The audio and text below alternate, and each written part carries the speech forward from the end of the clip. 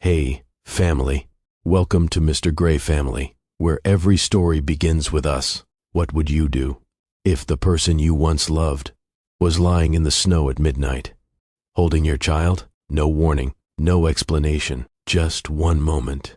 And everything you thought was over, suddenly standing right in front of you again. Have you ever walked into a situation that changed everything in seconds? A moment so unexpected, you didn't even have time to think, only react, because tonight's story isn't just about love.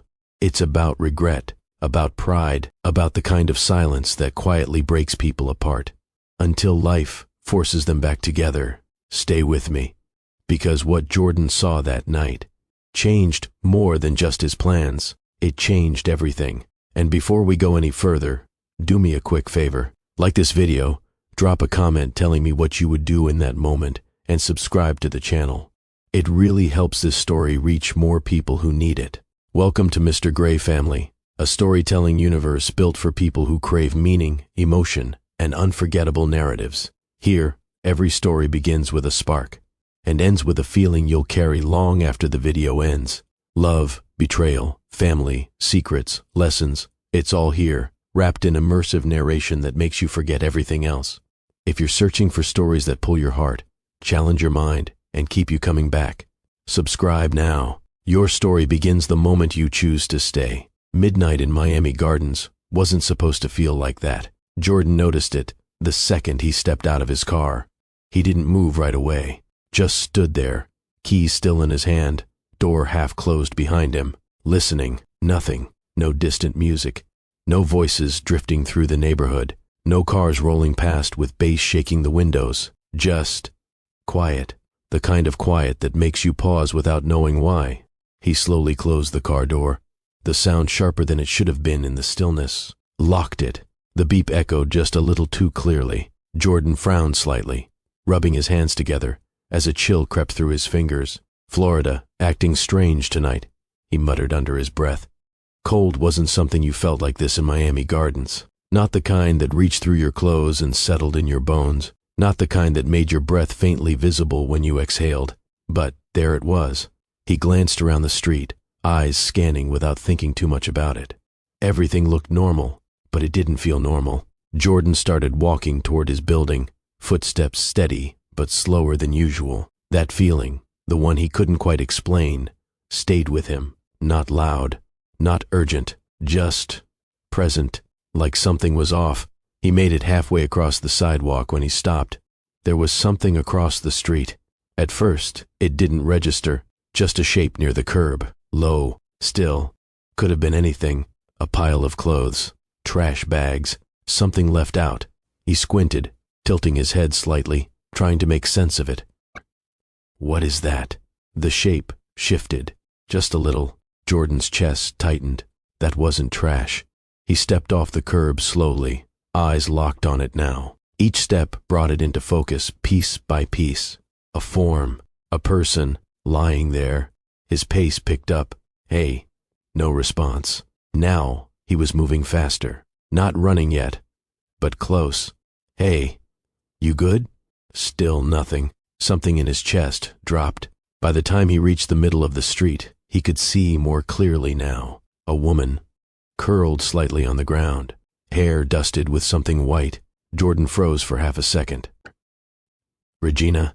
The name left his mouth before his mind could catch up. No movement. His heart started pounding harder, louder, like it was trying to push him forward. He closed the distance quickly now, dropping down beside her. Regina. Hey. His voice cracked. Up close, everything hit at once. Her skin looked pale, lips slightly parted. No reaction, and for a brief, terrifying second, Jordan thought, no. He shook his head, forcing his hands to move. Hey, wake up. Come on. Then he saw it. Her arms, they weren't empty. They were wrapped tightly around something pressed against her chest. Jordan leaned closer, breath catching. Not something, someone. His stomach dropped. Nadia. His voice came out softer this time, almost like he was afraid to say it too loud. He moved carefully now, hands shaking as he reached toward them. Everything slowed. The cold, the silence, the night, All of it faded behind one thought. Please, please be okay. He touched Nadia first. A small movement, then a sound, soft, faint, alive. Relief hit him so hard, it felt like it knocked the air out of his lungs. Oh my God. He let out a breath he didn't realize he'd been holding, and quickly shrugged off his jacket, wrapping it around her. Hey, I got you, he whispered, gently lifting her from Regina's arms. Nadia stirred, her tiny fingers grabbing onto his shirt instinctively, her face pressed against his chest. Daddy. That one word settled deep. I got you, he repeated, his voice steadier now, stronger. I got you. For a moment, he just held her there, making sure she was real, warm, breathing. Then reality snapped back in. Regina. Jordan looked down at her again, the relief fading just enough to let worry rush back in. Regina. He leaned closer, reaching out and brushing his fingers lightly against her cheek. Cold, too cold. His jaw tightened. Come on, wake up. For a second, nothing happened. Then, a slight movement. Her eyelids fluttered weakly, barely, but enough. Jordan, she whispered. Her voice sounded distant, fragile. Yeah, he said quickly, leaning in. Yeah, it's me. Her eyes focused slowly, finding him through the haze. She didn't look surprised, didn't look relieved either, just tired. I didn't know where else to go, she said quietly, and just like that, everything Jordan thought was finished wasn't. Jordan didn't respond right away, not because he didn't hear her, but because what she said settled in deeper than anything else that night. I didn't know where else to go. He looked at her, really looked this time, not just at the woman lying in the cold, barely able to keep her eyes open, but at everything behind that moment, the distance, the years, the silence that had stretched between them, and somehow, all of it led here, back to him. Jordan adjusted Nadia in his arms, holding her closer. She was warm now, her breathing steady against his chest, small fingers still gripping his shirt like she wasn't ready to let go. He swallowed, forcing himself to focus. Can you sit up?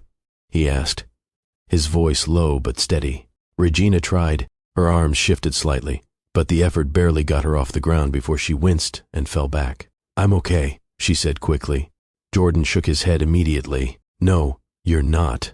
There was no edge in his voice, just certainty. He crouched lower, shifting Nadia carefully to one arm so he could reach for Regina. Here, he said, sliding his hand behind her back. Take it slow. She hesitated for a second, like even accepting help felt like something she had to think about. Then she nodded. Her hand found his arm, weak but trying, and he helped guide her up into a sitting position. The moment she was upright, she let out a quiet breath, like it took more energy than she wanted to admit. Jordan kept his hand there a second longer than necessary, not out of habit, out of concern. You shouldn't be out here, he said. She gave a faint, tired smile. I figured that out already. He almost reacted to that, but stopped himself. This wasn't the time. Nadia shifted again, letting out a soft, sleepy sound. Regina's eyes snapped toward her immediately. She's okay? She asked, her voice sharper now, more awake than before. Jordan nodded. She's good, just cold. Regina exhaled, tension easing from her face for the first time. I kept her close, she said quickly. I made sure she was warm as I could. I know, Jordan replied, and he meant it. Even now, even like this, she had held on to one thing that mattered most, being a mother. Jordan glanced around the street again, still empty, still quiet. Too quiet. That feeling from earlier hadn't gone anywhere. If anything, it had gotten stronger. He looked back at her. How long were you out here? Regina didn't answer right away. Her eyes dropped slightly, like she was calculating something, or maybe avoiding it. I don't know, she said finally. That wasn't a good answer. Jordan exhaled slowly, trying to keep his thoughts clear. Can you stand? She hesitated again, then gave a small nod. I think so. He adjusted Nadia in his arms once more, then reached down with his free hand. All right. On 3, Regina let out a breath, bracing herself. 1, 2. She pushed slightly on her own, before he even said 3. 3. Her legs held, but barely. She leaned into him more than she probably intended to, her balance unsteady. Jordan didn't move away, didn't comment, just tightened his grip enough to keep her steady. For a second, they stayed like that. Close, not by choice, but not entirely resisted either. Then she shifted slightly, creating just enough space. "I'm good," she said. He didn't argue, but he didn't fully let go either. "Come on," he said. "Let's get you inside." She froze, just for a moment. "I didn't come here to—" "I don't care why you came here," he interrupted. His tone wasn't harsh, but it was firm enough to stop whatever she was about to say. "You're not staying out here." Regina looked at him, something unreadable passing through her eyes. Pride, resistance, exhaustion, all of it, mixed together. "I can figure something else out," she said quietly. Jordan shook his head. "No." Simple, final, not loud, but solid enough that it didn't leave space for debate. "You don't need to figure anything out tonight," he continued. "Right now, you just need to get warm." She held his gaze for a second longer, like she was deciding whether to argue or let it go. Then her shoulders dropped slightly. Not defeat, just acceptance. "Okay," she said softly. Jordan nodded once. That was enough. He shifted Nadia higher in his arms, making sure she was secure, then adjusted his hold on Regina just enough to guide her forward. They started moving slowly across the street, step by step. No rush, no words for a while, just the sound of their footsteps against the pavement and Nadia's soft breathing between them. Halfway across, Regina spoke again. "I wasn't planning to end up like this." Jordan didn't look at her. "What happened?" he asked. She let out a quiet breath. For a second, it sounded like she might answer. Then, "I'll tell you when we get inside." He nodded slightly. Fair enough. They reached the sidewalk, then the entrance to his building. Jordan pushed the door open with his shoulder, guiding them both through carefully. Warm air hit them immediately. The difference was instant. Regina closed her eyes briefly, like she felt it all at once. The relief, the safety, the pause. Jordan noticed, didn't say anything, just kept moving. Up the stairs, down the hallway, to his door. He unlocked it, stepped inside, and held it open for her. She hesitated again, this time at the threshold, not because she didn't want to go in, but because crossing that line meant something. Jordan waited, not rushing her, not pushing, just there. After a second, Regina stepped inside. Quietly, carefully, like she was entering something more than just an apartment. Jordan followed behind her, closing the door gently. And just like that, the night outside stayed out there, but everything it brought with it came in with them. The apartment was quiet again, but it wasn't the same kind of quiet from outside. This one had weight. Jordan set Nadia down gently on the bed, pulling the blanket over her small frame. She shifted slightly, settling in without waking fully, her breathing soft and steady. He stood there for a moment, just watching her, making sure she was okay, that she was here, that this night hadn't taken more than it already had. Behind him, Regina moved slowly into the living room, her steps careful, like she was still adjusting to being somewhere warm. Jordan closed the bedroom door halfway, then leaned against the wall for a second, exhaling. Everything felt closer than it should have been. He stepped back into the living room. Regina was standing near the couch, looking around, not judging, not uncomfortable, just taking it in. "You can sit," he said. She nodded, lowering herself carefully onto the edge of the couch. For a moment, neither of them spoke. There were 100 things to say, but none of them came out first. Jordan walked past her into the kitchen, grabbing a glass and filling it with water. He brought it back and held it out. "Here, thanks," she said quietly, taking it. Her hands were still a little unsteady. He noticed, didn't mention it. He leaned against the counter again, watching her for a second before speaking. "You said you didn't know where else to go." She stared at the glass in her hands. "Yeah, that doesn't just happen overnight." She let out a small breath. "No, it doesn't." And just like that, the past started creeping back in, not loudly, not all at once, just enough to remind them how they got here. There was a time when none of this would have made sense. Back when Jordan and Regina were still together, People used to say they worked, not because they were the same, but because they balanced each other. Regina had a way about her. She brought life into spaces without trying. Conversations came easy. Laughter came naturally. Being around people wasn't something she had to think about. It just happened. Jordan was different, more structured, more quiet. He liked things to make sense.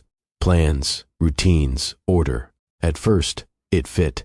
He liked how open she was. She liked how steady he felt. It made everything feel complete, until the differences stopped feeling like balance and started feeling like distance. "Why don't you ever say anything?" Regina had asked once, standing in the middle of their old living room. Jordan looked up from where he was sitting. "About what?" "About anything," she said. "About us." He frowned slightly. "I'm here, aren't I?" That's not the same thing. To him, it was. To her, it wasn't even close. It didn't break all at once. There was no single moment where everything fell apart. It happened in small pieces, unsaid things, missed chances to understand each other. Jordan thought he was keeping things calm by not reacting, by not pushing conversations further than they needed to go. Regina thought his silence meant he didn't care enough to fight for what they had. They were both wrong, but neither of them realized it at the time. "You always shut down," she told him, during another argument that never quite turned into one. "I'm not shutting down," he replied. "I just don't think everything needs to be turned into a problem. It's not about turning things into problems. It's about talking. I am talking." "No," she said, shaking her head. "You're avoiding." Jordan leaned back, frustrated. "And you're overthinking everything." That was how it went. Not loud, not explosive, just misaligned every time. Eventually, the space between them stopped feeling temporary. It became normal. And once that happened, fixing it felt harder than letting it stay. Their divorce wasn't dramatic. No shouting, no slammed doors, just two people sitting across from each other, realizing something had changed in a way they didn't know how to undo. "We'll keep things respectful," Regina had said. "For Nadia," Jordan added. She nodded. "For Nadia." And they meant it. At least, they thought they did. At first, it worked. Schedules were followed. Conversations stayed polite.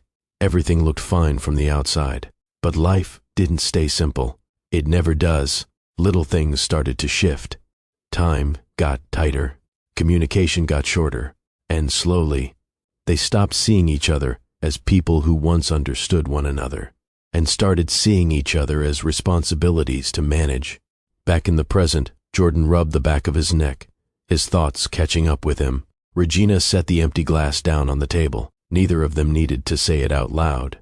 They both felt it, how far things had drifted, and how somehow all of it led back to this moment. Jordan looked at her again. "You lost the apartment," he said. "It wasn't a question this time." She nodded. "Yeah." He hesitated, then asked the thing that had been sitting in the back of his mind since he saw her outside. "Why here?" Regina didn't answer right away. Her eyes moved slightly, like she was thinking through the question more than it seemed. Then she looked at him, really looked at him. "Because no matter what happened between us," she said quietly, "you were the only place that still felt safe." That landed harder than anything else she'd said. Jordan didn't respond, not because he didn't have something to say, but because he didn't expect that. Outside, the night carried on like nothing had changed, but inside, everything had. And for the first time since he stepped out of his car, Jordan realized something he hadn't allowed himself to think about before. This wasn't just a bad situation. It wasn't just coincidence. It was something else, something unfinished. The words stayed in the room longer than either of them expected. "You were the only place that still felt safe." Jordan didn't move right away, not because he didn't understand what she meant, but because he did. And that made it heavier. He pushed himself off the counter slowly, walking past her without saying anything, heading toward the hallway. "I'm grabbing something for Nadia," he said, his voice steady again. "She'll need warmer clothes." Regina nodded, watching him disappear into the bedroom. For a moment, she sat there alone, not uncomfortable, just aware of where she was, of how she got there, and of what it meant to be sitting in Jordan's apartment again after everything that had happened between them. She looked around the space. It hadn't changed much. Still clean, still organized, still him. There was something almost strange about that. Like time had moved for her, but paused here. Jordan came back a moment later, a small blanket folded over his arm. He moved past her again, quieter this time, heading back toward the bedroom. No extra words, no unnecessary conversation, just action. Regina noticed that he hadn't changed in that way, still steady, still focused on what needed to be done first. A few minutes passed before he returned again. This time, he didn't go back to the kitchen. He stopped in the middle of the room. "You can take the bed," he said, straightforward. Regina shook her head almost immediately. "No, I'm fine here." Jordan looked at her for a second, like he expected that answer. "That's not happening," he replied. "I've slept on worse," she said, adjusting slightly on the couch like she was already settling in. "That's not the point. It is to me." There was no attitude in her voice, just quiet resistance. Jordan exhaled through his nose, shifting his weight slightly. "You're not staying on the couch after being out there like that." I said, "I'm fine." And I said, "You're not." That was the first moment the tension actually showed itself. Not loud, but present. Regina looked at him again, more directly this time. "You don't have to do that." "Do what?" "This," she said, gesturing slightly around her. "Trying to fix everything." Jordan frowned slightly. "I'm not trying to fix everything. It feels like it." A brief silence settled between them.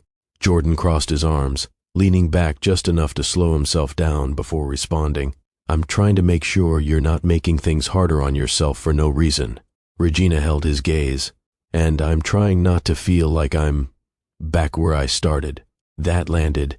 Jordan's expression shifted, just slightly, not defensive, just understanding something he hadn't fully considered. "This isn't that," he said. She didn't respond right away. Her eyes moved for a second, taking in the room again before coming back to him. "I know," she said quietly, "but it still feels close." That was honest. And for once, he didn't try to correct it. Instead, he nodded once. "All right," he said, "then we do this differently." Regina raised an eyebrow slightly. "How?" "You take the bed tonight," he said, calmer now. "Not because I'm trying to fix anything, just because it makes sense." She studied him for a second, looking for something in his tone, a reason to push back again. But it wasn't there. No pressure, no hidden meaning, just logic. "And you?" she asked. "I'll take the couch." "That's not fair." Jordan let out a short breath. "It's not about fair. It should be. It's not." A small pause. "Then," Regina sighed, leaning back slightly. "You haven't changed much," she said. He shrugged. "Depends on who you ask." That almost pulled a reaction from her. Not quite a smile, but close. Another silence followed. But this one felt different, less sharp, more settled. Jordan uncrossed his arms and walked toward the hallway again, stopping briefly. "There are extra clothes in the closet," he said. "Take whatever you need." Regina nodded. "Okay." He hesitated for a second, then added, "If you need anything, just say it." She looked at him again. This time, there was no resistance in her expression. "I will." He gave a small nod and stepped into the bedroom, leaving her in the living room once more. Regina sat there for a few seconds longer before standing. Her movements were slower now, but steadier. She walked toward the hallway, pausing just outside the bedroom door. Nadia was asleep, peaceful, unaffected by everything that had happened. Regina watched her quietly, her expression softening in a way it hadn't since earlier. Then she stepped back, closing the door gently. When she returned to the living room, she didn't sit right away. She stood there, thinking, adjusting, letting the reality of the situation settle in. Being here again, not as a visitor, not as someone passing through, but because she had nowhere else to go. And for the first time that night, that truth didn't feel as heavy as it should have. Still complicated, still uncertain, but not unbearable. She sat down slowly on the couch, resting her hands together, and after a moment, almost to herself, she whispered, "This is going to be different." From the hallway, Jordan heard it. He didn't respond, but he didn't ignore it either.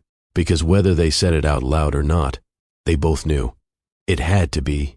Have you ever had to share space with someone you weren't ready to face again? Morning came quietly, not dramatic, not rushed, just light slipping through the blinds, stretching across the walls like the night hadn't happened at all. Jordan was already awake. That hadn't changed. He stood in the kitchen, pouring coffee into his usual mug, movements automatic, measured, the kind of routine that didn't require thought. For a moment, everything felt normal. Then he glanced toward the hallway and remembered. He picked up the mug, leaned against the counter, and took a sip. Still black, still strong, still the same. A few seconds later, he heard movement, soft footsteps, not rushed, careful. Regina appeared at the edge of the hallway, pausing slightly before stepping into the kitchen. "Morning," she said. Jordan looked up. "Morning." The word hung there for a second. Not awkward, just unfamiliar in this setting. She glanced toward the counter, then at the mug in his hand. "You still drink it like that?" she asked. He followed her gaze. "Yeah." She shook her head slightly, stepping closer. "I never understood that. You used to say it builds character." Regina gave a short, quiet laugh. "I used to say a lot of things. There was no tension in it, no weight, just a shared memory, sitting lightly between them." Jordan set the mug down, watching her for a moment. She looked better, not fully rested, but not like the night before either. More present, more grounded. "Did you sleep?" he asked. "A little," she replied. "The bed helped." "Good." That was it.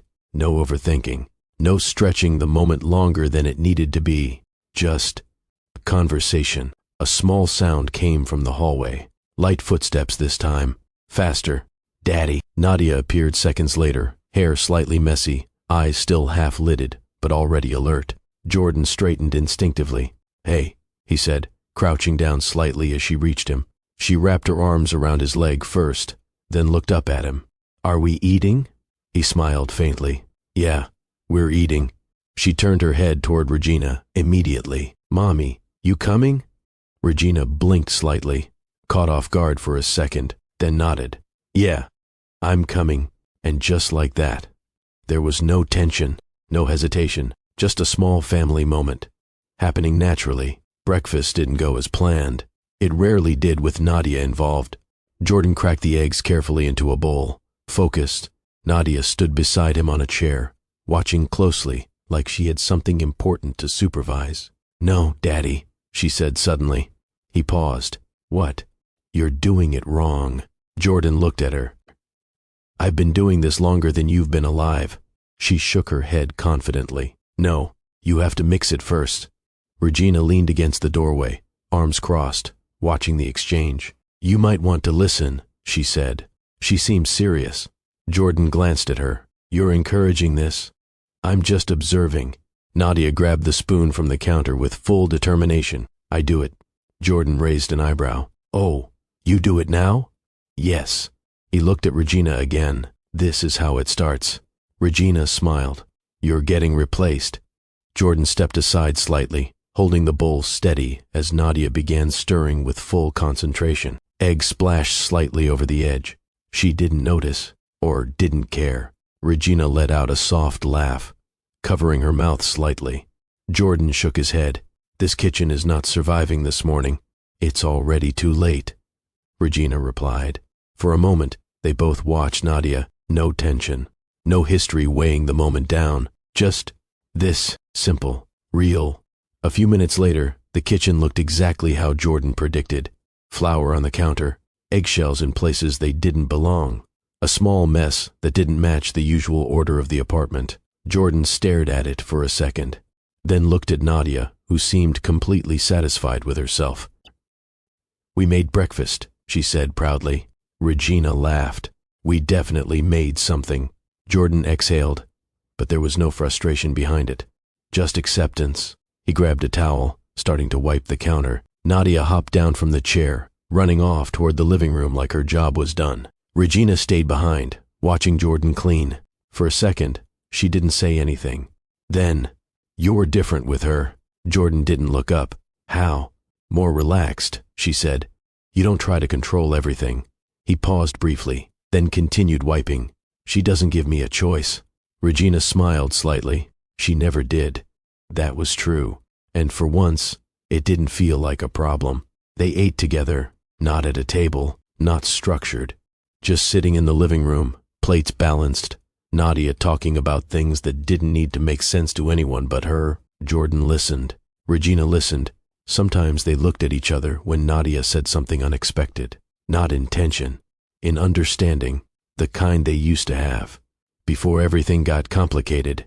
Later, as Nadia played quietly nearby, Regina leaned back slightly on the couch. You know, she said, this feels normal.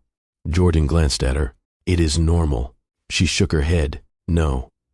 This kind of normal. He didn't respond right away, because he understood what she meant. Not routine, not forced, just present. And that was the shift. Not loud, not dramatic, but real. The distance between them didn't disappear. It just stopped growing. The apartment settled into a slower rhythm as the day moved on. Nadia had drifted off on the couch, one arm hanging loosely over the side, her breathing soft and even. The TV played quietly in the background, something colorful and light, easy enough to keep the room from feeling too still. Jordan stood in the kitchen again, rinsing a plate under warm water. Regina sat at the small dining table this time, not scrolling, not distracted. Sitting, thinking. Jordan noticed it almost immediately. The difference. Earlier, she had been part of the moment, laughing, reacting, present. Now, she was somewhere else. He dried his hands slowly, setting the towel down before turning toward her. You've been quiet, he said. Regina didn't look up right away. I've been thinking about.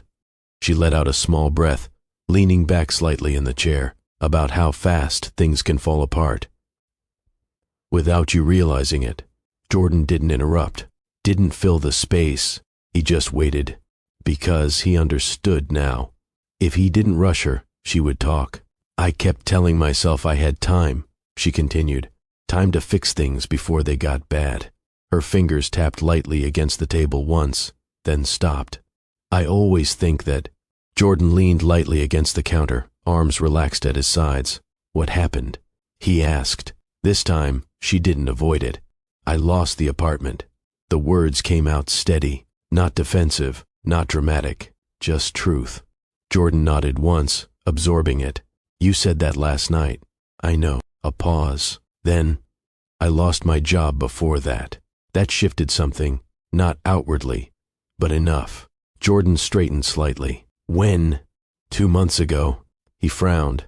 2 months? Regina nodded. I thought I could find something else before it got bad, she said. I didn't want it to reach a point where I couldn't recover. And it did, he said. It wasn't harsh, just direct. She gave a small nod. It did. Silence settled between them for a moment. But this time, it didn't feel empty. It felt like something was finally being said. Jordan walked a few steps closer, stopping near the table. You could have told me, he said. Regina looked up at him now, and said what? That things weren't okay. And then what? She asked, what would you have done? Jordan paused. That question wasn't simple. I don't know, he admitted. But something.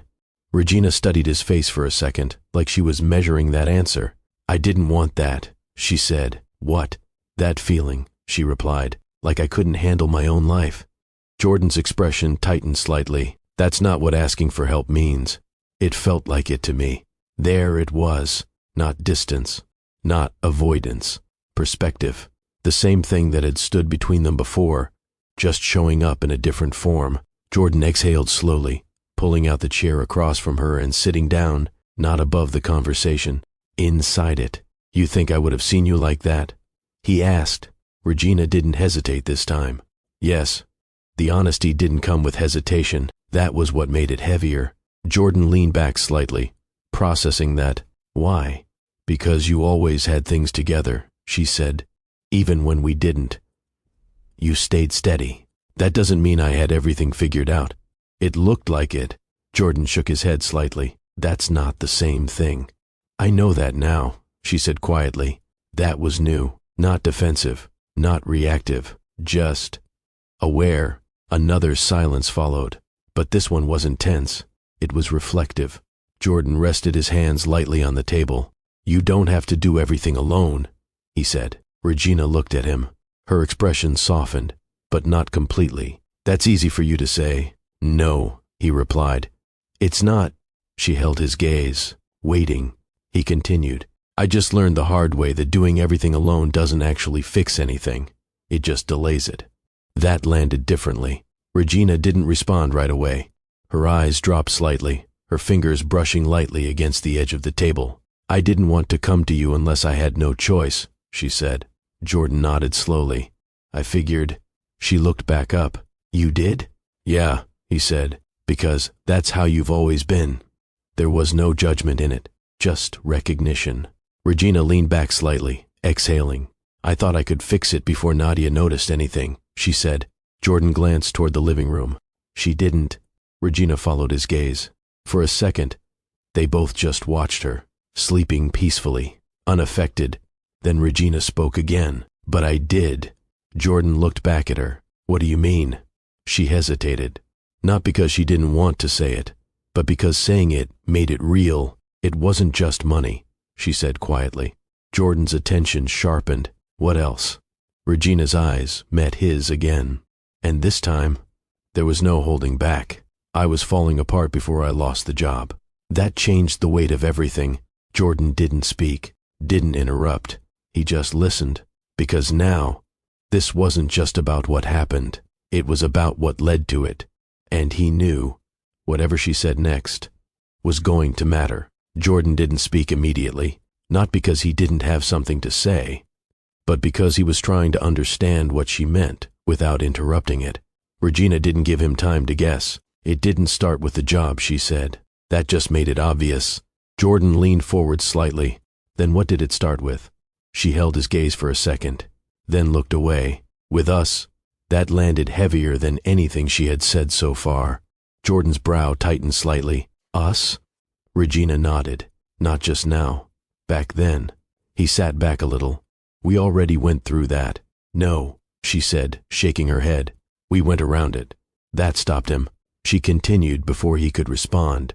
"I used to think you didn't care enough." Jordan blinked once. "That's not—" "I know." She cut in. "That's what I thought."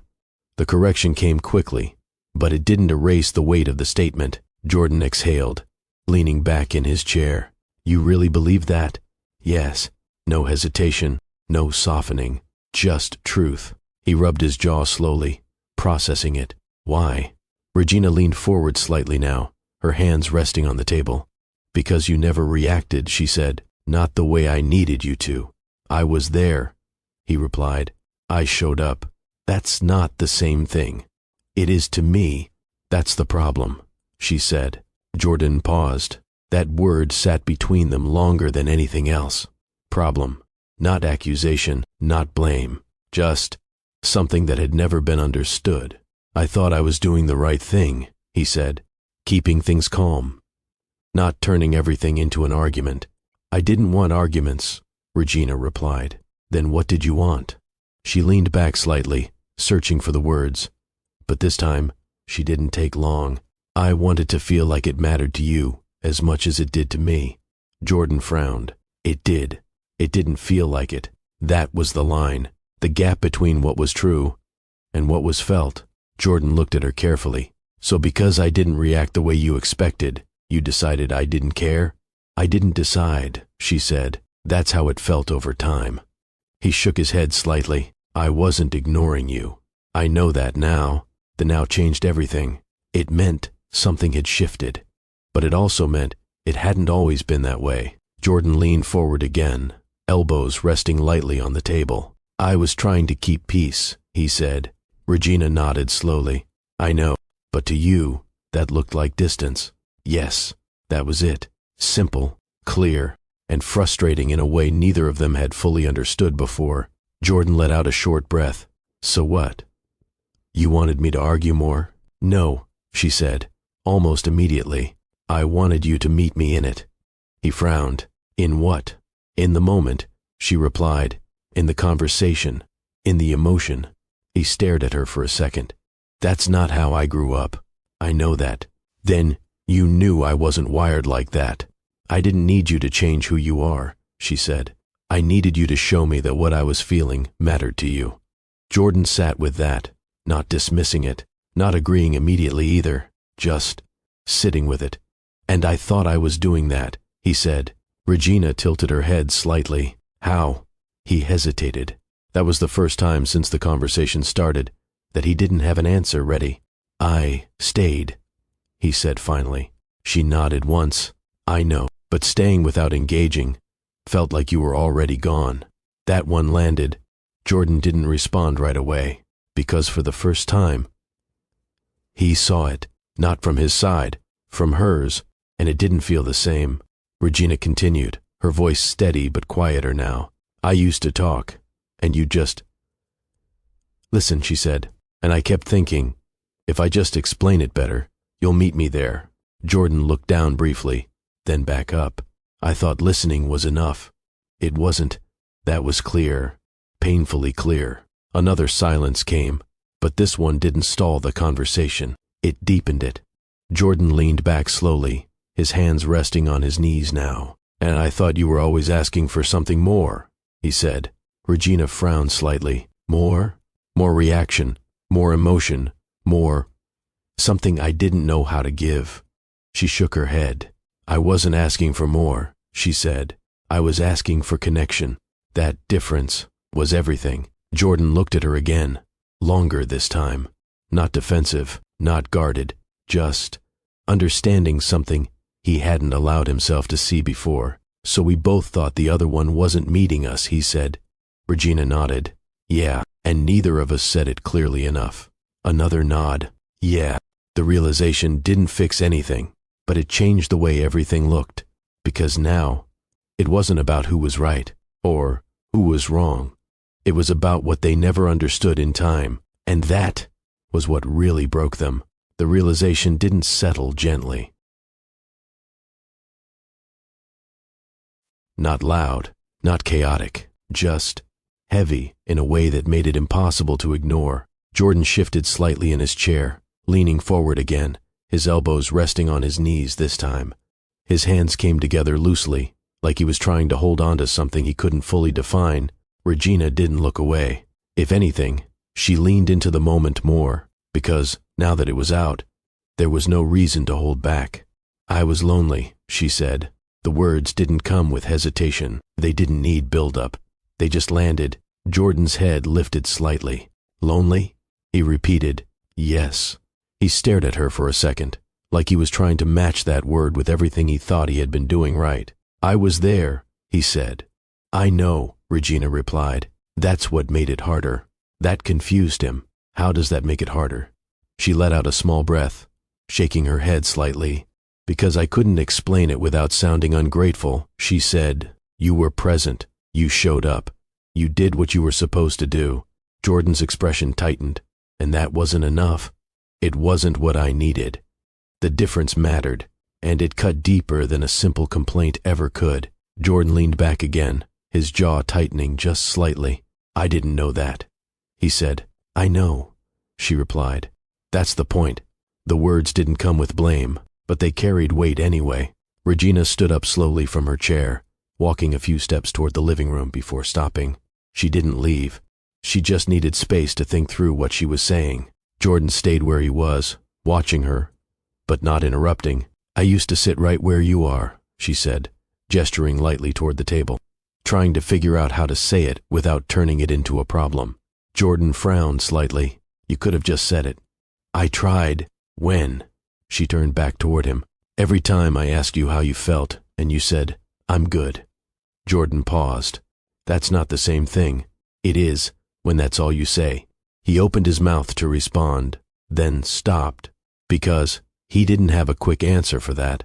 Regina crossed her arms lightly, not defensive, just holding herself steady. I needed more than, I'm good, Jordan, she said. I needed to know what was going on with you, what you were thinking, what you felt. I didn't think everything needed to be said out loud, and I didn't know how to connect with you if nothing was said at all. That was the gap. Not effort, not care, just different ways of showing it. Jordan stood up now. Not abruptly, but with purpose. I wasn't trying to shut you out, he said. I know that now. But back then, you didn't. No, the honesty stayed consistent. That was what made it harder to argue against. Jordan ran a hand over the back of his neck, pacing once before stopping again. I thought I was giving you stability, he said. You were, Regina replied. Then why did it feel like I was doing something wrong all the time? She looked at him carefully. Because I didn't explain what I actually needed, she said. I kept expecting you to understand it the way I did. Jordan let out a short breath. So we were both expecting something the other person didn't even know they were supposed to give. Yes, that was it. No confusion left. Just clarity. Regina stepped closer to the table again, but didn't sit. I stopped talking about it after a while, she said. Jordan's head lifted slightly. Why? Because it felt like nothing changed, she answered. That doesn't mean it wouldn't have. It felt like it wouldn't. That word again. Felt. Not facts, not intentions, just perception. And perception had shaped everything. Jordan looked at her, more directly now, and instead of pushing harder, you pulled away. Regina nodded slowly. Yes. Why? She hesitated for the first time in this part of the conversation, not because she didn't know the answer, but because saying it out loud made it real, because it hurt less than feeling ignored. That landed. Jordan didn't move, didn't speak. Because that one line explained more than anything else had. The room went quiet again. But this time, it wasn't empty. It was full of everything they had missed before. Jordan walked back toward the table slowly and rested his hands on the edge. I wasn't ignoring you, he said.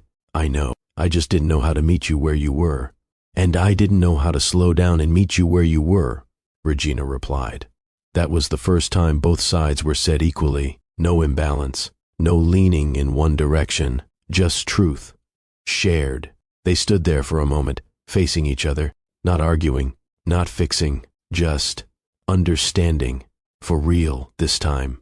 Regina exhaled slowly, her shoulders lowering slightly. I don't think we ever actually talked like this before, she said.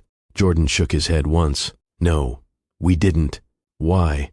He gave a small, almost tired smile. Because we thought we already understood each other. She nodded. That was the problem. And for the first time since the conversation started, there was no tension left to push through.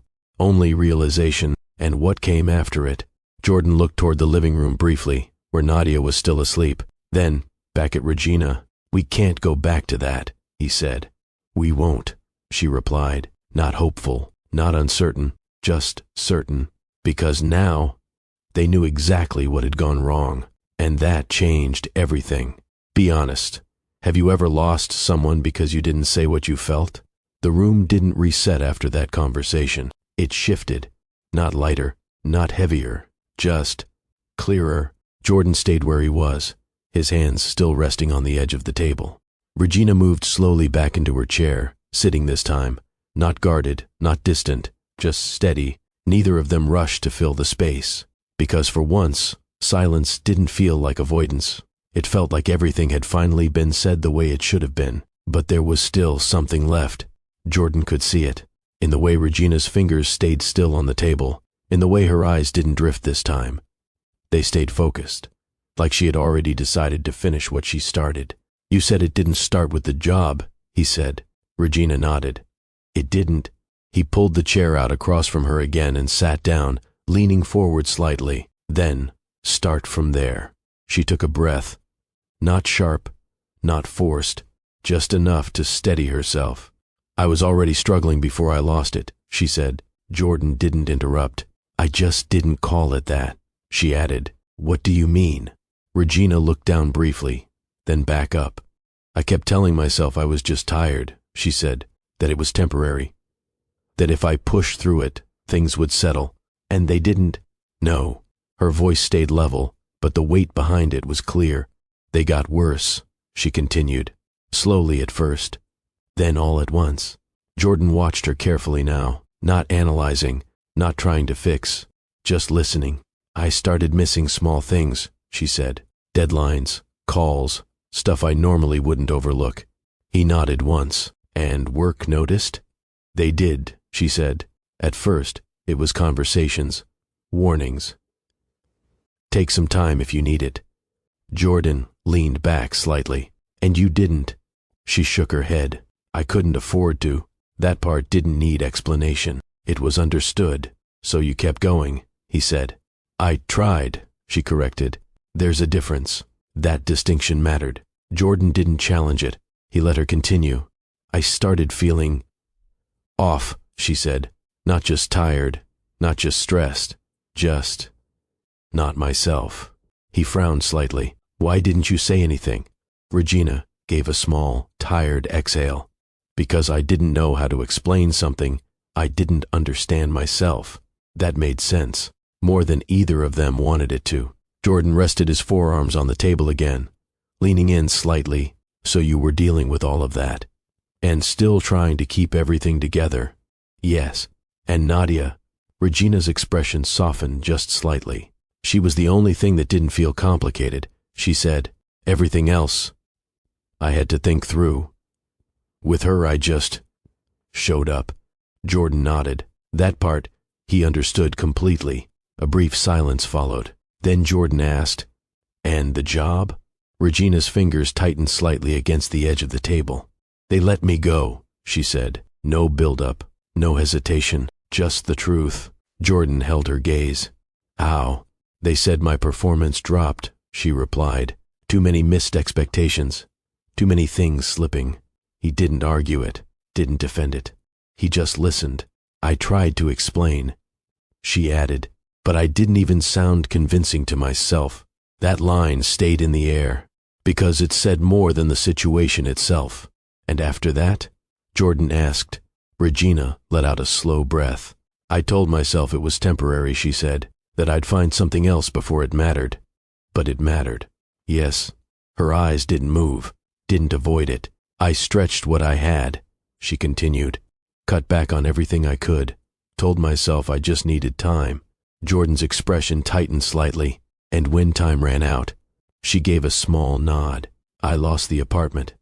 The full picture was there now, not in pieces, not in guesses, clear, direct, and harder to ignore. Jordan leaned back slowly, running a hand over his face.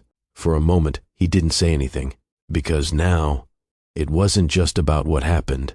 It was about how close everything had come to something worse, much worse. You went through all of that. And didn't tell me, he said. Regina looked at him. I didn't want to. Why? Because I didn't want to feel like I couldn't handle my own life, she said. Not again. That word, again. Jordan caught it, but didn't press it. Not yet. You don't have to do everything alone, he said. His tone wasn't heavy, wasn't forceful, just certain. Regina held his gaze. I know, she said, but this time, it didn't sound like resistance. It sounded like something she was finally starting to accept. Jordan nodded slowly. Then, stop trying to. The words were simple, but they landed differently now, because everything that led up to them made them real. Regina leaned back in her chair, exhaling quietly. For the first time since the conversation started, there was no tension in her posture, no hesitation in her expression, just release. Not everything, but enough. Jordan glanced toward the living room again.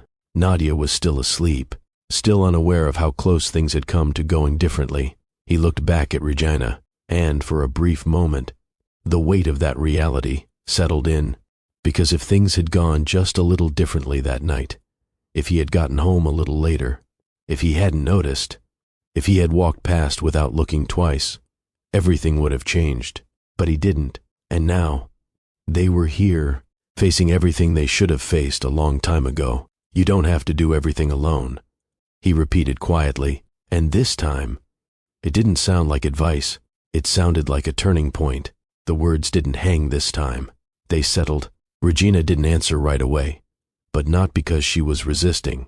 She was taking it in, not pushing it away like before, not questioning it, just letting it sit. Jordan didn't add anything else. He didn't repeat himself, didn't explain. That was new. The rest of the evening moved quietly, but not in the same way as before. There was no tension pulling at every moment, no pressure to keep talking. They didn't try to fix anything else that night.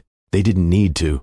By the time the apartment lights dimmed and the TV went silent, Nadia had already been carried back to bed. Jordan moved carefully, laying her down the same way he had earlier, making sure the blanket sat right, making sure she stayed warm. Regina stood in the doorway this time, watching, not saying anything, but present in a way that felt different from before. When Jordan stepped back, he noticed her there. "You good?"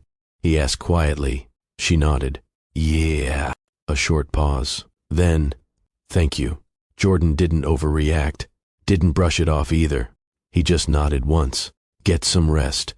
That night passed without interruption. No tension, no late conversations, just sleep. The kind that comes after something heavy finally gets said. Morning came earlier than expected, not because of noise, but because Regina was already awake. She sat at the edge of the bed, elbows resting lightly on her knees, her phone in her hand. The screen lit up her face in the otherwise quiet room. Jordan noticed when he stepped into the hallway. He stopped briefly when he saw the light coming from under the door, then knocked once. "Yeah?" Regina called. He opened the door slightly. "You're up early." She looked over her shoulder. "Couldn't go back to sleep." Jordan nodded.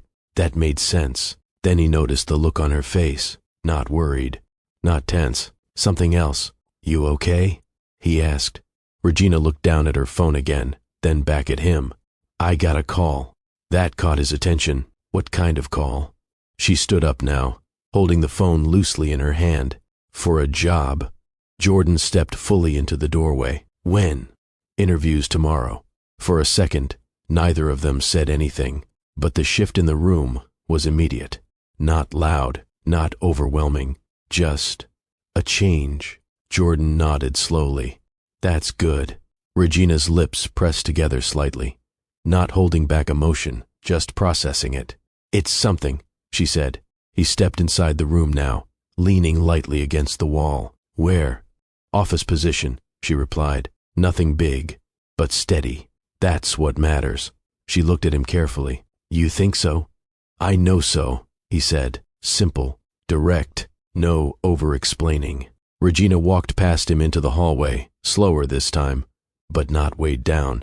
Just thinking. Jordan followed a few steps behind, stopping near the kitchen as she moved into the living room. "You nervous?" he asked. She shrugged slightly. A little. "That's normal." She glanced back at him. "You're not going to give me some long speech about confidence or preparation?" Jordan shook his head. "No." That caught her off guard. "Why not?" "Because you already know what to do," he said. "You just need to show up." Regina held his gaze for a second, then nodded. Okay, that was different. Before, he would have explained more, broken it down, tried to guide every step. Now, he trusted her to handle it, and she felt that. Nadia's voice came from the bedroom a moment later. "Mommy." Regina turned immediately. "I'm coming." She moved quickly now, not rushed, just instinctive. Jordan watched her go, and for the first time since that night, there was something steady about the way she moved. Not perfect, not fully recovered, but not falling apart either. A few minutes later, Nadia came running into the living room, holding onto Regina's hand. "Guess what?" she said. Jordan raised an eyebrow. "What?" "I had a dream," she said, climbing onto the couch. Regina sat beside her. "About what?" Nadia thought for a second. "About pancakes." Jordan smirked slightly. "That tracks." Regina laughed softly. And just like that, the moment settled into something simple again. Jordan leaned against the counter, watching them, not analyzing, not comparing to the past, just seeing it as it was. Regina glanced at him briefly. "You're doing that again." "What?" Watching without saying anything. He shrugged slightly. "I'm just making sure everything's okay." She held his gaze for a second, then said, "It is." And this time, it didn't sound like something she was trying to convince herself of. It sounded real, because for the first time since everything started, there was something ahead of them, not just something they were recovering from. By the afternoon, the apartment felt too still to stay, not uncomfortable, just contained. Nadia noticed it first. "Can we go outside?" she asked, standing near the door with one shoe on and the other in her hand.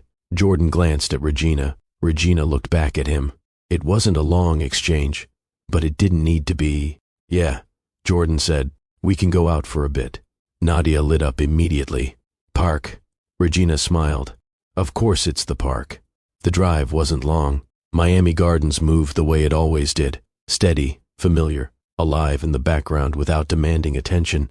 Nadia sat in the back, talking the entire time, about nothing specific, about everything at once. Jordan drove. Regina sat beside him, one arm resting lightly against the door. Every now and then, she glanced out the window, not lost in thought, just present. When they pulled up, Nadia was already halfway out of her seat before the car fully stopped. Wait, Jordan said, reaching back slightly. Let me get you.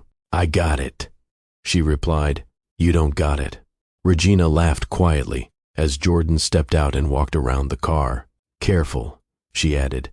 Nadia hopped out the moment the door opened, landing a little harder than necessary but completely unfazed. I'm fast, she announced. Jordan raised an eyebrow. We'll see.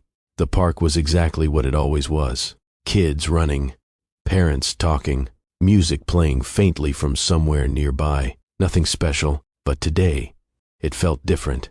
Because they weren't just passing through it, they were part of it. Nadia didn't wait. She ran straight toward the swings, her small legs moving with full commitment, like she had been waiting for this moment all day. Regina followed behind her, not as fast, but not slow either. Jordan stayed a few steps back, watching, not in the same way as before, not checking, not measuring, just keeping up. Push me, Nadia said, already climbing onto the swing. Regina stepped in first, giving her a gentle push. Higher. Not too high, Regina replied. Jordan stepped closer. She's fine. Regina glanced at him. You say that now. She'll be all right. Nadia laughed as the swing moved back and forth, her voice cutting through everything else around them. Again. Regina pushed her once more, a little stronger this time. Jordan stood beside them, hands in his pockets, watching the motion. Back and forth, simple, steady. After a few minutes, Regina stepped aside. Your turn, she said. Jordan looked at her. You tired already? I've been through enough, she replied. He smirked slightly. Fair. He stepped behind the swing, giving Nadia a measured push. Higher. You said that already. Higher again. Regina shook her head, laughing softly. She's not negotiating. I can see that. They stayed there longer than planned. Long enough for the conversation to fade into small comments. Long enough for time to feel slower. Not forced, not controlled, just happening. Eventually, Nadia ran off toward the slides, joining a group of other kids without hesitation. Regina watched her go. Jordan stood beside her. Neither of them spoke right away. They didn't need to, because what they were both looking at said enough. She's happy, Regina said quietly. Jordan nodded. Yeah, a small pause. Then, Regina added, she deserves better than what we gave her. Jordan didn't respond immediately, not because he disagreed, but because he was thinking about what that meant, not just in the past, but going forward. He looked at Regina. What does better look like to you? She didn't answer right away. Her eyes stayed on Nadia, who was now laughing with another child, completely focused on the moment. It looks like this, Regina said finally. Jordan followed her gaze. This? Yeah, she said. No tension, no distance, just us being there. Jordan nodded slowly. That's not complicated. It wasn't supposed to be. Another pause. But this one didn't carry weight. It carried clarity. Jordan shifted slightly, his focus still on Nadia. We tried to keep things stable, he said. We did, Regina replied. But we didn't stay present. She nodded. That's the part we missed. A breeze passed through the park, light but noticeable. Regina adjusted slightly, crossing her arms loosely. Jordan glanced at her. You cold? She shook her head. No, he didn't push it.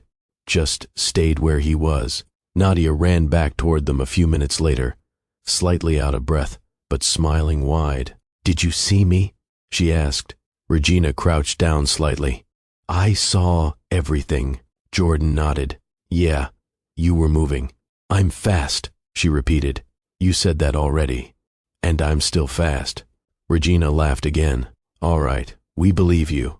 Nadia grabbed both of their hands without thinking, one in each, like it was the most natural thing in the world. Jordan looked down, then at Regina. She noticed it too. Neither of them pulled away. They walked like that for a few steps, not saying anything, not questioning it, just letting it happen. And for a brief moment, there was no past to fix, no future to figure out, just right now. Nadia let go suddenly and ran ahead again, chasing something only she could see. Regina straightened slowly, watching her. Jordan stayed beside her. She doesn't need perfect, Regina said quietly. Jordan nodded. She just needs us. And this time, that didn't feel like something they had to figure out.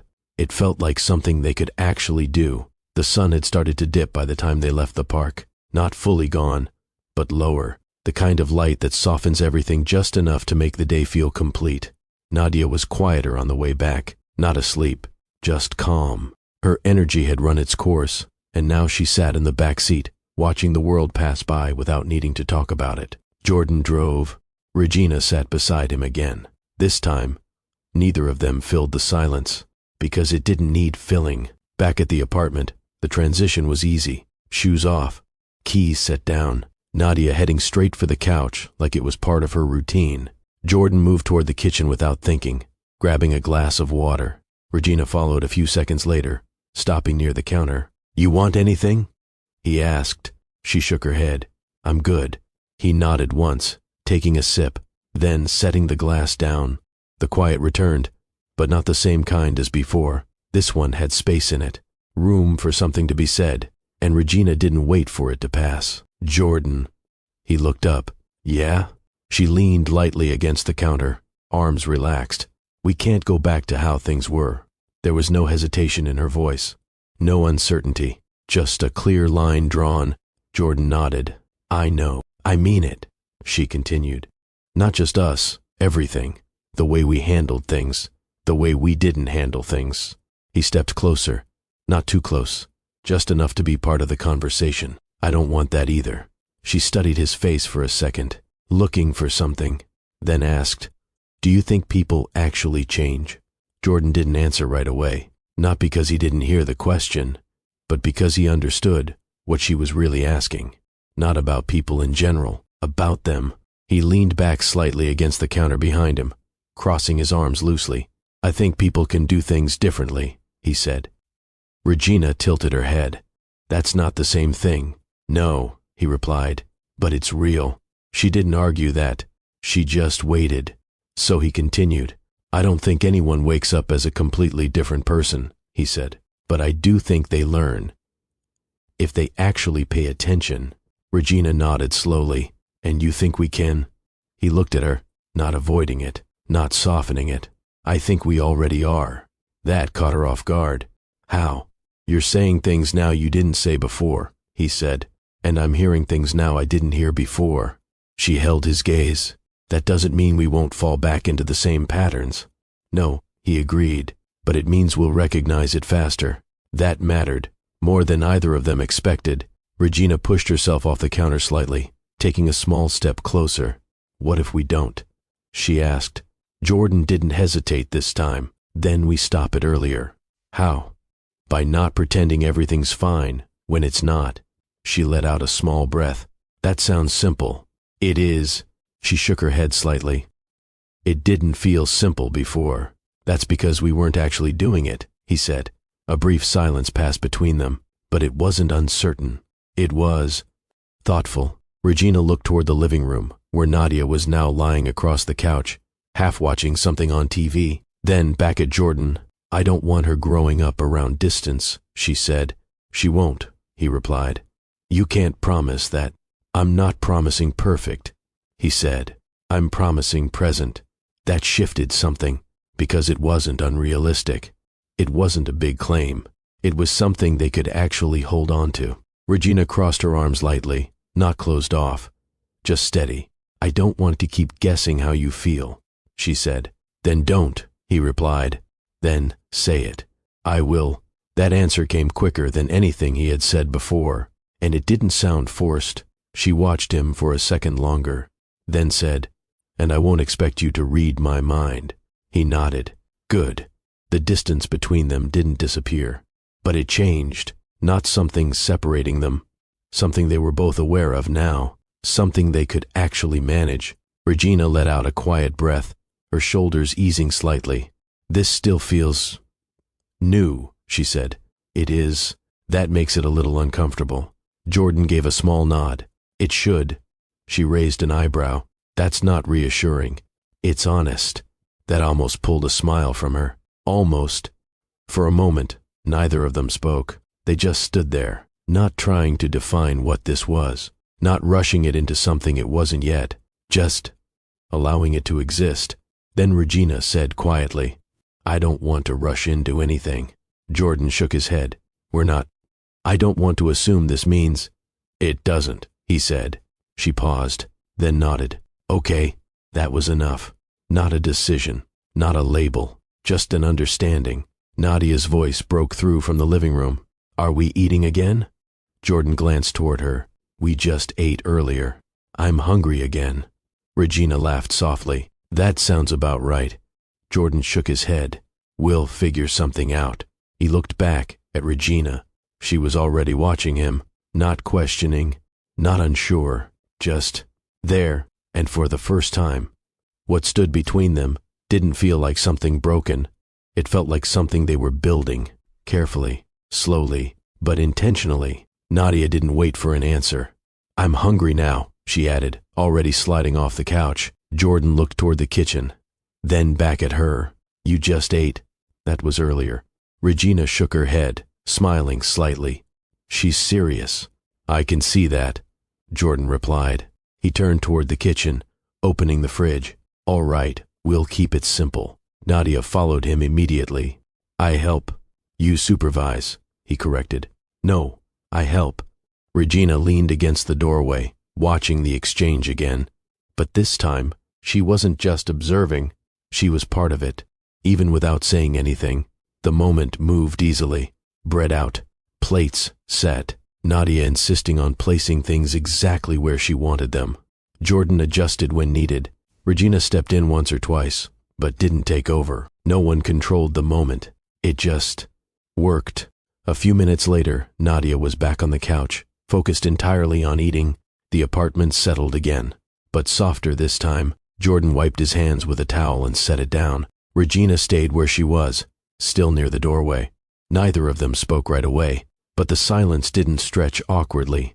It narrowed, like the space between them had shifted without either of them noticing exactly when. Jordan stepped away from the counter, not toward the living room, toward her, not rushed, not hesitant, just intentional. Regina didn't move, didn't step forward either. She stayed where she was, meeting him in the middle without closing the distance herself. He stopped a step away, close enough to notice details he hadn't paid attention to earlier. The way her expression wasn't guarded anymore. The way she didn't seem like she was preparing to leave. The way she stayed. "Regina," he said quietly. "Yeah?" He didn't answer immediately, not because he didn't know what to say, but because this wasn't something he wanted to fill with unnecessary words. She waited, not pushing, just present. Jordan lifted his hand slightly, not all the way, just enough that it hovered for a second before he made a decision. Then he reached forward and lightly touched her arm. A small contact, nothing dramatic, but enough. Regina didn't pull away, didn't react quickly. She just looked at him, not surprised, not unsure. That night, he started, then stopped. She understood what he meant. "I know," she said. That was enough. They didn't need to repeat it. Another pause. But this one didn't stall. It moved.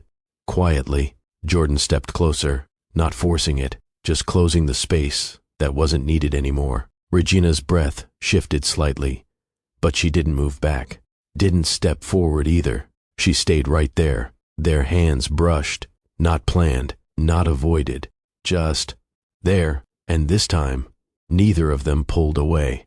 Jordan tilted his head slightly, lowering his voice without thinking. "We don't have to figure everything out right now." Regina nodded. "I know, but we can stop pretending it's not there." Another nod. Closer now. She looked at him differently this time. Not through the past, not through what went wrong, just as he was standing in front of her. Jordan closed the remaining distance slowly, carefully, not rushing it, not assuming anything. Regina stayed, and when he finally rested his forehead gently against hers, it didn't feel sudden. It felt like something that had been building the entire time. No words, none needed. Just a quiet moment where everything slowed down. The tension, the hesitation, the distance they used to carry, all of it. Paused. Regina let out a small breath, not heavy, not emotional in a way that broke her. Just release. This feels different, she said softly. Jordan didn't move away. It is. No promises followed. No declarations. No rushing into something they weren't ready to define. Just closeness. Real. Unforced. From the living room, Nadia's voice cut through again. Are you done yet? Jordan pulled back slightly, glancing toward the couch. Almost. Regina smiled faintly. That small interruption didn't break the moment. It grounded it. Jordan looked back at her. Still close. Still steady. And for the first time, this didn't feel like going back to something old. It felt like stepping into something new. The next few days didn't announce themselves as anything important. There was no clear moment where things suddenly became better. It showed up in how they moved, in what they didn't avoid anymore, in the way the apartment no longer felt like a temporary arrangement. Regina's interview came faster than expected. The morning of it, she stood in front of the mirror longer than usual, not adjusting her clothes over and over, not second-guessing everything, just standing there. Jordan noticed from the doorway. You're going to be late if you keep looking at yourself like that, he said. She didn't turn around. I'm not looking at myself, she replied. I'm trying to make sure I don't walk in there second-guessing everything. That won't help. She glanced at him through the mirror. And what will? Jordan leaned lightly against the frame. Walking in like you already belong there. She raised an eyebrow slightly. That sounds simple. It is. She turned to face him fully. You're not nervous for me at all? I'm not the one interviewing. That's not what I asked. Jordan paused for a second, then said, I know you'll handle it. No long speech, no build-up. Just that. Regina held his gaze for a moment longer, then nodded. Okay. Nadia ran into the room a second later. Where are you going? Work stuff, Regina said, kneeling slightly to meet her. Can I come? Not today. Nadia frowned. Why? Because you'd take over the interview, Jordan said. Nadia thought about that. Maybe. Regina smiled. Exactly. Before she left, Regina hesitated at the door, not because she didn't want to go, but because something had shifted, and she felt it. Jordan noticed. You good? He asked. She nodded. Yeah. Then after a second, I'll be back. Jordan gave a small nod. Take your time. She left, and the apartment didn't feel empty. It felt paused. The hours passed without dragging. Jordan kept his routine. Nadia kept talking. Nothing forced, nothing heavy. When Regina came back, the change was visible before she even said anything. Not in a dramatic way, but in how she walked in. Steady, certain. Jordan looked up from the couch. Well, she closed the door behind her, holding onto the handle for just a second. I got it. No build-up, no delay, just truth. Jordan stood up. Yeah? She nodded, a small smile forming. Not wide, not exaggerated, just real. Yeah. Nadia jumped up immediately. Mommy got it. Regina laughed as Nadia ran toward her. I did. Jordan didn't rush over, didn't turn it into a big moment. He just stepped closer and said, That's good. And the way he said it, it mattered, because it wasn't surprise. It was expectation. The days after that didn't feel rushed. They settled into something that made sense. Regina started working again. Not long hours, not overwhelming, just steady. Jordan adjusted where he could, picking Nadia up when needed, handling small things without needing to be asked. They didn't make a big deal out of it. They just worked around each other, and for the first time, it didn't feel like effort. Even the conversations changed. Not longer, not deeper every time, just more honest. One evening, Regina walked into the kitchen while Jordan was cleaning up. "You didn't have to handle everything today," she said. Jordan shrugged. "It needed to get done." "That's not what I mean." He glanced at her. "I know." She stepped closer, resting her hand lightly on the counter. "I'm saying thank you." Jordan nodded once. "You're welcome." No awkwardness, no deflection, just acceptance. Later that night, Nadia fell asleep early. The apartment quieted again, but not the same way it used to. Regina stood near the window, looking out. Jordan leaned against the wall nearby. "You've been thinking a lot," he said. She didn't turn right away. "I have." "About what?" She paused, then said, "That night." Jordan's expression shifted slightly, not tense, just attentive. "I didn't end up there by accident," Regina said. Jordan didn't interrupt, didn't react immediately. He just waited. "I had other options," she continued. "Places I could have gone, people I could have called." He nodded slightly. "But you didn't." "No." Now she turned toward him, because none of them felt right. Jordan held her gaze. "And this did?" She nodded. "Yes, that was the truth. Simple, direct. I didn't know what would happen," she said. "I didn't know if you'd even open the door." Jordan let out a quiet breath. "You showed up anyway." I didn't feel like I had another place that made sense. That sat between them, not as pressure, not as expectation, just clarity. Jordan pushed off the wall slowly, stepping a little closer. "You could have come sooner," he said. "I know." "Why didn't you?" She gave a small, honest answer. "Because I didn't want to need you." That didn't come with guilt, just truth. Jordan nodded. "I get that." She studied him for a second. "You do?" "Yeah," he said. "But that doesn't change the fact that you don't have to do it alone." Regina didn't argue, didn't deflect. She just nodded, because now, that wasn't something she resisted anymore. And that night in the snow wasn't about desperation. It was about trust, even if she didn't admit it at the time. That night didn't come back all at once. It returned in pieces, not as fear, not as panic, just memory. Jordan stood in the same spot near the window, looking out at the street below. It looked normal now. Cars passing, lights on, people moving like nothing had ever been out of place. But he remembered exactly where he had stopped, exactly where he had seen that shape across the street, exactly how everything shifted in seconds. Behind him, Regina moved quietly through the apartment, not avoiding him, not staying away, just giving the moment space. Nadia's soft breathing came from the bedroom, steady, peaceful, unaware of how close things had come to being different. Jordan turned slightly, resting his hand against the wall. "You ever think about how that night could have gone another way?" he asked. Regina didn't answer immediately. She walked closer, stopping a few steps behind him. "Yeah," she said. He nodded. "Me too." Silence followed, but it wasn't empty. It was reflective. Regina stepped beside him, her arms loosely folded. "I didn't plan it like that," she said.